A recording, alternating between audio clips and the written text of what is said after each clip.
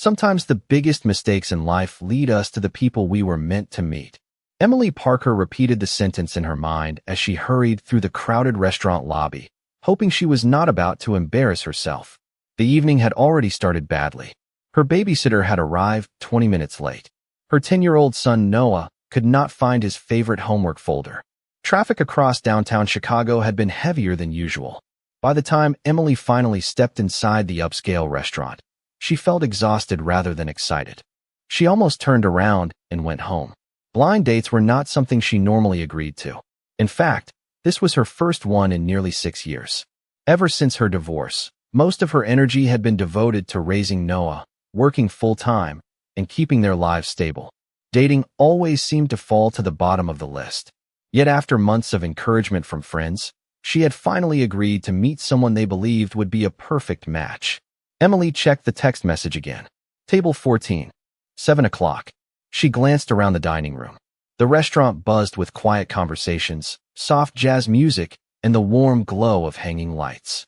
Near the far side of the room, she spotted a table occupied by a handsome man sitting alone. He appeared to be waiting for someone. Emily quickly counted the nearby table numbers and felt relieved. 14.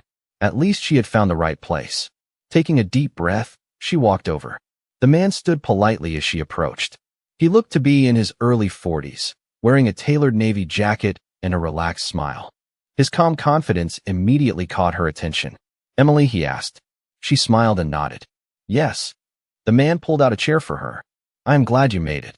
Emily sat down, grateful that the awkward introduction seemed to be over. "Sorry I am a little late." "Do not worry about it," he replied warmly. "I was beginning to think I might have arrived too early." His easygoing response helped her relax. For the next several minutes, conversation flowed surprisingly well.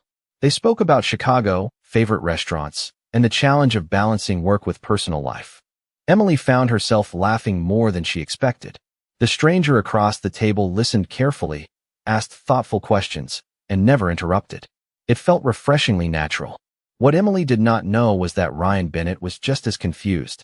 Earlier that afternoon, he had agreed to meet a business associate at the restaurant to discuss a potential investment.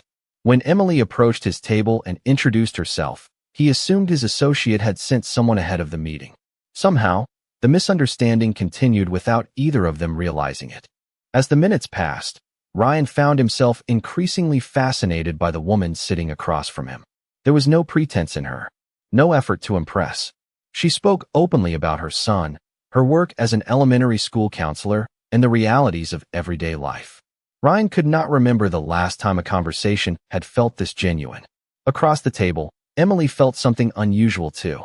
For the first time in years, she was enjoying herself on a date. Neither of them noticed that somewhere else in the restaurant, the person Emily was actually supposed to meet had just walked through the front door. Neither Emily nor Ryan had any idea that they were living through a misunderstanding. To both of them, the evening felt unusually comfortable, almost as if they had known each other much longer than an hour. The restaurant around them gradually faded into the background while their conversation deepened. Emily found herself sharing things she rarely discussed with strangers. She talked about Noah, about the challenges of being a single mother, and about the balancing act of helping children at school while trying to give her own son the attention he deserved at home. Ryan listened carefully, never glancing at his phone, never searching the room for distractions. That alone impressed her. In a world where everyone seemed constantly busy, his attention felt like a gift. Across the table, Ryan was equally captivated. Most of the people he met professionally were focused on status, achievements, or opportunities. Emily was different. She spoke about people rather than accomplishments. When she described a struggling student who had finally learned to believe in himself, her eyes lit up with genuine pride. Ryan found himself smiling. "You really love what you do," he observed. Emily nodded. "Some days are exhausting, but yes, I do." Ryan leaned back slightly. "That is rare." "What is?" "Meeting someone who still talks about work with that much passion." Emily laughed softly. "Maybe I am just stubborn." "Maybe that too." For a moment, they simply smiled at each other.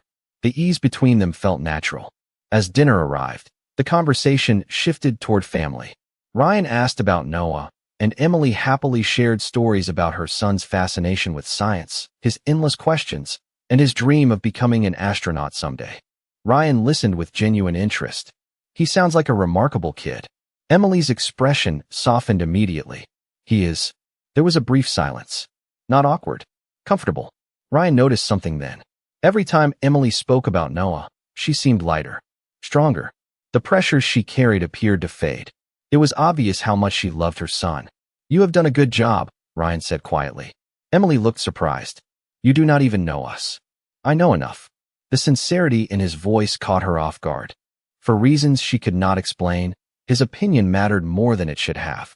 Meanwhile, near the entrance of the restaurant, another man stood checking his phone repeatedly. His name was Trevor. He had been waiting at table 41 for nearly 40 minutes. After several unanswered messages, he finally called the number he had been given. Across the restaurant, Emily's phone began vibrating inside her purse. She glanced at the screen. An unfamiliar number. Excuse me, she said as she answered. Hello. What followed changed everything. Emily, this is Trevor. I am at table 41. I think there has been some kind of mistake. Emily felt her stomach drop. Her eyes widened. Slowly, she lowered the phone and looked across the table at Ryan. For the first time all evening, confusion appeared on both their faces. Ryan frowned slightly. What is wrong? Emily covered her mouth in disbelief. Oh no. The realization arrived all at once. The table number. The misunderstanding. The entire evening. She had spent the last 2 hours having the best blind date of her life with a man she was never supposed to meet. For several seconds, Emily simply stared at Ryan in complete disbelief. The restaurant suddenly felt much louder than before. Conversations, clinking glasses, and soft music blended into a blur around her. She could not believe what had happened. The entire evening had been built on a misunderstanding. Across the table, Ryan looked equally surprised, though far calmer. Emily lowered her phone slowly and covered her face with one hand. I cannot believe this, she whispered. I sat at the wrong table. The embarrassment arrived all at once. Her cheeks felt warm. She wanted to disappear. Ryan blinked before finally understanding the situation. Then, to Emily's complete surprise, he began laughing. Not cruelly. Not at her. The kind of genuine laughter that comes when something is too unexpected to process any other way. Emily looked at him in disbelief. This is not funny. Ryan tried unsuccessfully to stop smiling. I am sorry. It is a little funny. Emily groaned. I have spent 2 hours talking to the wrong person. Technically, Ryan replied. So have I. That only made him laugh harder. Despite her humiliation, Emily felt herself smiling too. The absurdity of the situation was impossible to ignore.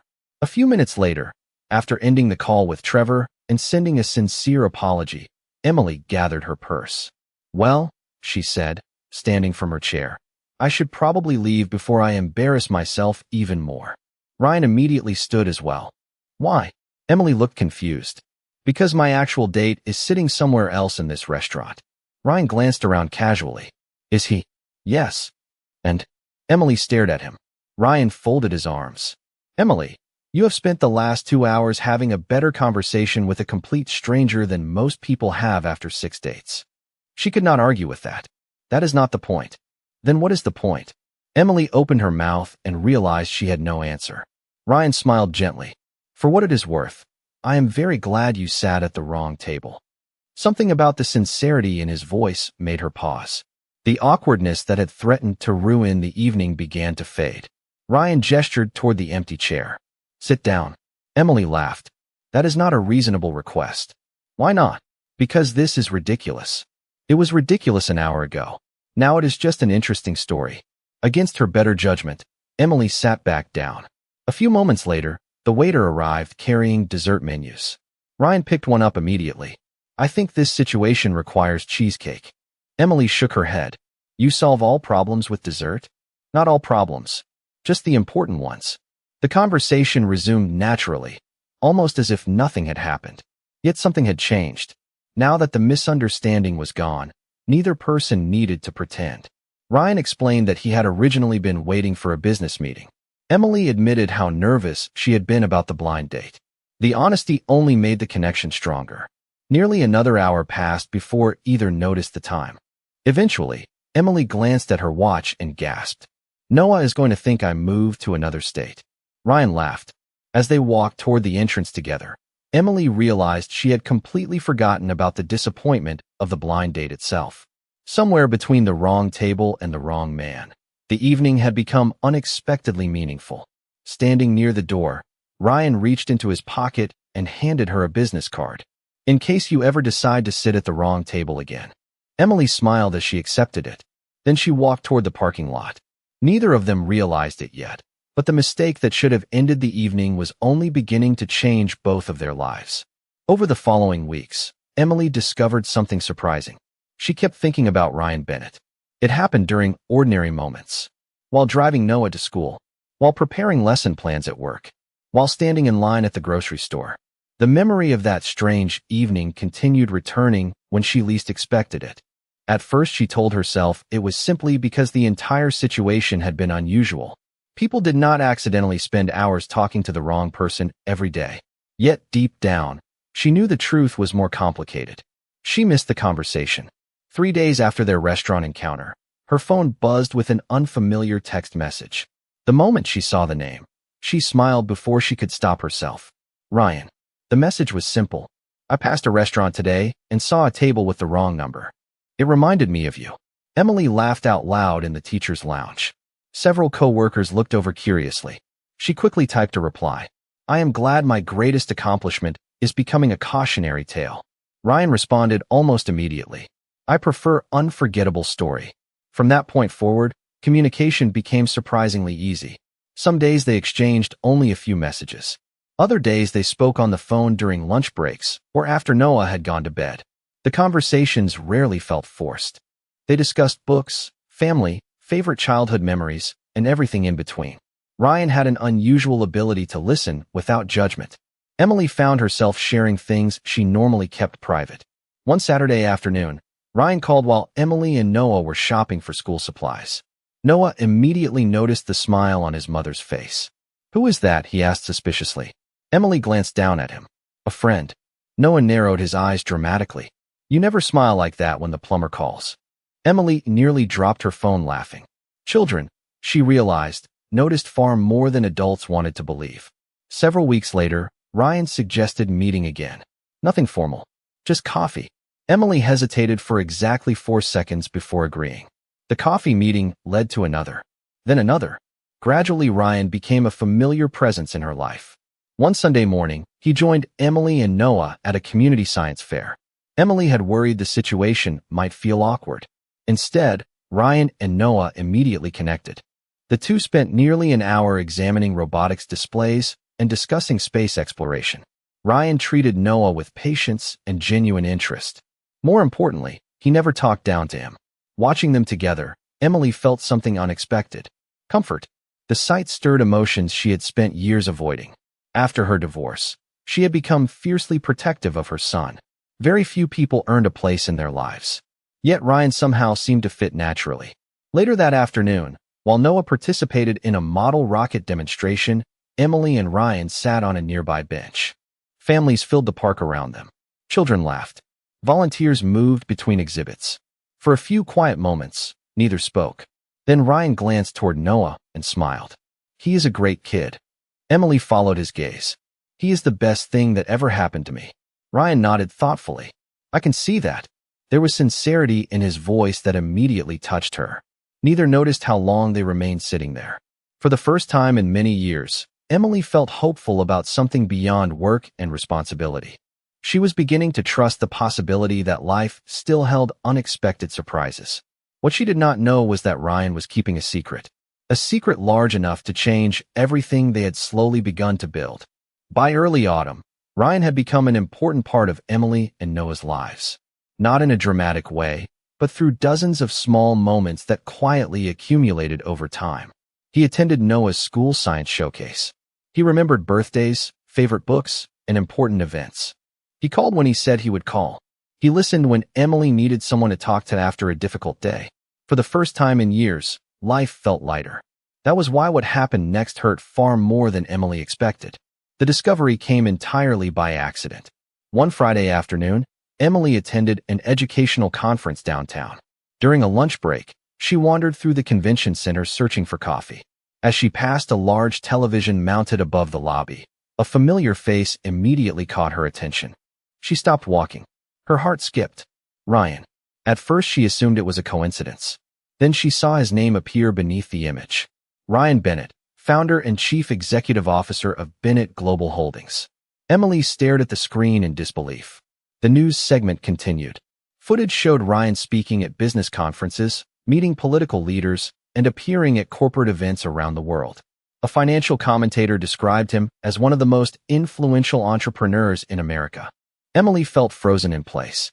Around her, hundreds of people continued moving through the convention center. She barely noticed them. The man she knew spent weekends helping Noah build model rockets. The man on the television seemed to belong to an entirely different universe. Slowly, pieces began falling into place. The frequent travel, the vague explanations about meetings, the occasional phone calls that interrupted dinner. Ryan had never technically lied to her, but he had never told her the full truth either. That realization hurt more than she wanted to admit. Later that evening, she sat alone at her kitchen table after Noah had gone to bed. Her phone buzzed. Ryan's name appeared on the screen. Normally she would smile. This time she hesitated. Eventually she answered. Hi. Ryan immediately sensed something was wrong. Everything okay? Emily stared out the kitchen window. I saw you on television today. Silence followed. Not long. Just long enough. I was wondering when that might happen, Ryan said quietly. Emily closed her eyes. You are a billionaire. Ryan sighed softly. Technically. Emily could not help laughing. Ryan, there are entire news programs talking about you. I know. Why didn't you tell me? Another silence. This one lasted longer. Finally, Ryan answered honestly. Because I liked the way you treated me before you knew. Emily looked down at the table. Part of her understood. Another part felt hurt. You should have trusted me. His voice softened. You are right. The sincerity only made the conversation harder. Over the following days, Emily found herself struggling with emotions she could not organize. She was not angry about the money itself. She was upset because she suddenly realized how little she actually knew about Ryan's life. Every article she read seemed to reveal another secret. Private jets, international companies, massive investments, a world she had never imagined. Meanwhile, Ryan respected the distance she began creating. He still called, still texted, but he no longer pushed. One evening, Noah noticed immediately. Did you and Ryan have an argument? Emily looked up from her book. Why would you ask that? Noah shrugged. Because you stop smiling when your phone lights up. Emily could not answer. Deep down, the problem was not Ryan's success. The problem was that she was beginning to wonder whether someone like her truly belonged in a life as extraordinary as his. The weeks that followed were some of the most confusing Emily had experienced in years. Nothing dramatic happened. There were no arguments, no harsh words, and no accusations. Yet a distance had quietly appeared between her and Ryan, growing a little wider each day. The problem was not his success. At least that was what Emily kept telling herself. The problem was the feeling that she no longer understood where she fit in his world. Every morning she returned to the familiar routine of school drop-offs, lesson plans, grocery lists, and helping Noah with homework. Meanwhile, every time she opened a news website or passed a television screen, she seemed to find another story about Ryan. One article discussed an international business expansion. Another highlighted a charitable foundation he supported. The contrast between their lives felt impossible to ignore. Eventually, Emily stopped answering every phone call. She replied to text messages hours later instead of immediately. Invitations became polite excuses. Busy weekend, school event, family plans. None of them were completely untrue. Yet none of them reflected the real reason. She was pulling away because she was afraid. One evening, Ryan finally called her out on it. You are avoiding me. Emily stood in her kitchen staring at the sink full of dishes. I am busy. Ryan laughed softly. You used to be busy before. She closed her eyes. Ryan, just tell me the truth. His voice remained calm. That somehow made the conversation harder. Emily sat down at the table. You live in a completely different world than I do. There it is. What does that mean? It means this conversation was never really about money. Emily looked toward Noah's bedroom down the hallway. You do not understand. Then explain it to me. For several seconds, she said nothing. Finally, the words came out. I spend my days worrying about school budgets, utility bills, and making sure my son has everything he needs. You own companies. You travel around the world. People write articles about you. Ryan, those lives do not belong on the same page. Silence followed. When Ryan finally spoke, his voice was quieter than before. Emily, do you know what I remember most from the day we met? She frowned. What? Not the restaurant. Then what? The way you talked about Noah. Emily blinked. Ryan continued. You think I care about whether someone understands business deals or financial markets? I do not. What impressed me was your kindness, your honesty, the way you care about people. Emily felt emotion rising unexpectedly in her chest. Ryan took a slow breath. Money changes circumstances. It does not determine character. She wanted to believe him. Part of her already did. Yet the insecurity remained. A few days later, Ryan stopped calling altogether. The silence surprised her. At first she felt relieved. Then she felt disappointed. Then she missed him. One Saturday afternoon, Noah sat across from her at the kitchen table while working on a science project. Without looking up, he asked a simple question. Are you going to stop talking to Ryan forever? Emily nearly dropped her coffee mug. Why would you ask that? Noah shrugged. Because you look sad. Children had a way of finding truths adults try to hide. Emily stared out the window. The leaves were beginning to change colors across the neighborhood. Seasons moved forward whether people were ready or not. She wondered if she was making a mistake. What she did not know was that Ryan was facing a difficult decision of his own, one that would soon reveal exactly what mattered most to him. A week passed without a single conversation between Emily and Ryan. The silence felt strange, not because they had once spoken every day, but because their absence from each other's lives had become impossible to ignore. Emily continued focusing on work and Noah, telling herself that distance was the right choice. Yet every evening, when the house grew quiet, she found herself wondering what Ryan was doing and whether he was thinking about her too. Then, on a chilly Thursday afternoon, everything changed. Emily was finishing paperwork at school when she received a call from Noah's science club advisor. At first, she assumed it was a routine update. Instead, she learned that the regional science competition Noah had spent months preparing for was facing cancellation. A major sponsor had unexpectedly withdrawn support, leaving the event without the funding necessary to continue. The disappointment hit Noah especially hard. He had worked on his project for nearly 6 months. For the first time since Emily could remember, he had been genuinely excited about something beyond school. That evening, Noah sat quietly at the kitchen table staring at his unfinished presentation board. I guess it does not matter anymore, he said. Emily's heart broke. Maybe they will find another solution. Noah shrugged. Probably not. She wished she knew how to help. The next morning, Emily received an unexpected message. It was from Ryan. The text was simple. I heard about the science competition. Can we talk? Emily hesitated before responding. An hour later, Ryan appeared outside the school. He was dressed casually, looking far more like the man she met at the wrong table than the business leader she had seen on television. They walked slowly through a nearby park. For a while, neither spoke. Finally, Emily broke the silence. How did you hear about the competition? Ryan smiled faintly. Noah mentioned it a few weeks ago. I remembered how excited he was. Emily looked down. He is devastated. Ryan nodded. I know. She expected him to immediately offer money. After all, that was the obvious solution. Instead, Ryan surprised her. The organizers have been struggling with planning and community outreach for months, he said. I spent yesterday making phone calls. Emily looked at him. Phone calls. To local businesses, educators, volunteers, and community leaders. She blinked. Why? Ryan seemed genuinely confused by the question. Because the event matters. Emily stared at him. You spent your time doing that. Ryan laughed softly. Contrary to popular belief, not every problem gets solved by writing a check. For the first time in weeks, Emily smiled. Over the next several days, Ryan worked alongside teachers, parents, and volunteers. He attended planning meetings, connected organizers with resources, and helped coordinate support from the community. He never put his name on anything. He never sought attention. Most people involved had no idea who he really was. They simply saw a man willing to help. The competition was ultimately saved through a combination of local partnerships and volunteer efforts. When Noah learned the news, his excitement returned instantly. Watching her son celebrate, Emily felt something shift inside her. Ryan could have solved the problem with money. Instead, he chose something far more meaningful. He showed up. That evening, as the sun disappeared beyond the Chicago skyline, Emily finally understood what she had been missing all along. The most important thing about Ryan Bennett had never been his wealth. It was his character. And for the first time since she had walked away, she began to wonder whether she had made a mistake. The days following the science competition felt different. Not because anything dramatic had happened, but because Emily could no longer ignore what she had learned. For months, she had focused on the differences between her life and Ryan's. She had convinced herself that wealth, influence, and public attention created a barrier too large to overcome.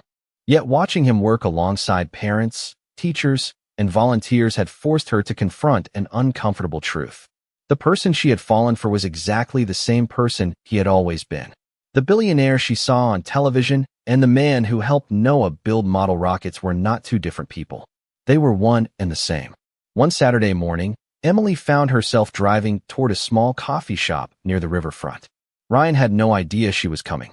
In fact, she was not entirely sure what she planned to say. She only knew she was tired of letting fear make decisions for her. Through the front window, she spotted him sitting alone with a laptop and a cup of coffee. For a moment, she remained in the car, staring through the glass. Then she took a deep breath and walked inside. Ryan looked up as the bell above the door chimed. Surprise immediately crossed his face. For a second, neither spoke. Then Emily smiled. "Is this seat taken?" Ryan glanced at the empty chair across from him and laughed softly. "You seem to have a history of choosing the wrong tables." The joke broke the tension instantly. Emily sat down. For several moments, they simply looked at each other. So much had happened, yet somehow it felt familiar. Comfortable. Finally, Emily spoke. "I owe you an apology." Ryan shook his head. "You do not." "Yes, I do." Her voice remained gentle but firm. "I spent so much time worrying about your world that I stopped paying attention to who you actually are." Ryan leaned back quietly, allowing her to continue. Emily stared down at her coffee cup. "I think I was scared." "Of what?" "Getting hurt. Feeling out of place. Believing something good could happen and then losing it." Ryan nodded slowly. There was no judgment in his expression, only understanding.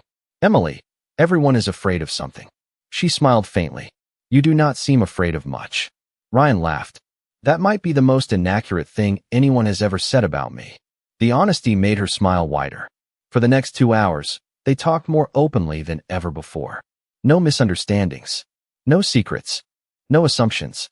Ryan shared stories about the early years of his career, the sacrifices he had made, and the loneliness that often accompanied success.